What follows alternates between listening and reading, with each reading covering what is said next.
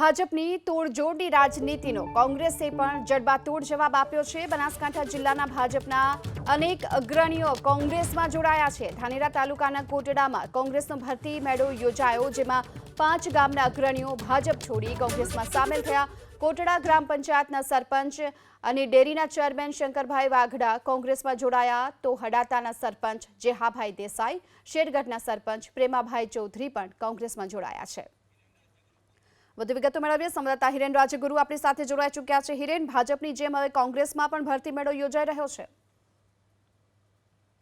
ચૂંટણી આવેલી છે અને એ ચૂંટણી પહેલા ભાજપે કોંગ્રેસ તોડવાનું શરૂ કર્યું છે, એટલે કે તડજોડની રાજનીતિ શરૂ કરી છે। તો કોંગ્રેસે પણ ભાજપને વળતો જવાબ આપવા માટે થઈ અને ભારતીય જનતા પાર્ટીના અગ્રણીઓને પક્ષ છોડાવી અને પોતાના પક્ષ એટલે કે કોંગ્રેસમાં સામેલ કરવાનું શરૂ કર્યું છે। થોડા દિવસ પહેલા કોંગ્રેસે પણ આવા 2 ભરતી મેળા કર્યા હતા। એક કોંગ્રેસના ગુજરાત અધ્યક્ષ શક્તિસિંહ ગોયલની હાજરીમાં થયું હતું અને બીજે જે આજે બનાસકાંઠામાં ઇન્દ્રનીલ રાજગુરુની હાજરીમાં જે રીતે ભરતી મેળો થયો એ જ રીતે થયો હતો। આજની જો વાત કરીએ તો આજના ભરતી મેળામાં બનાસકાંઠાના ભારતીય જનતા પાર્ટીના કેટલાક અગ્રણીઓ કે જે સહકારી ક્ષેત્ર સાથે જોડાયેલા છે તેમને કોંગ્રેસમાં સામેલ કરવામાં આવ્યા છે।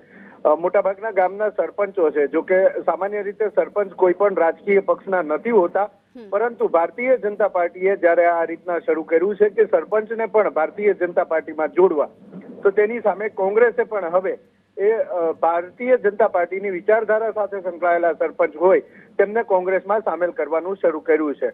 એકંદરે જોવા જઈએ તો રાજનીતિની અંદર એક પક્ષ છોડી બીજા પક્ષમાં જવાનું ચાલતું હોય છે, પરંતુ જે રીતના આ ટ્રેન્ડ શરૂ થયો છે એ ટ્રેન્ડ રાજકારણમાં આગામી ભવિષ્ય એટલે કે રાજકારણના ભવિષ્ય માટે થોડો ખતરનાક પણ કહી શકાય। અને જે સરપંચને હવે મુખ્ય ધારામાં જોડવાનું, પક્ષની મુખ્ય ધારામાં જોડવાનું શરૂ કર્યું છે, તો તે પણ ભૂતકાળને વિરુદ્ધ ગણી શકાય।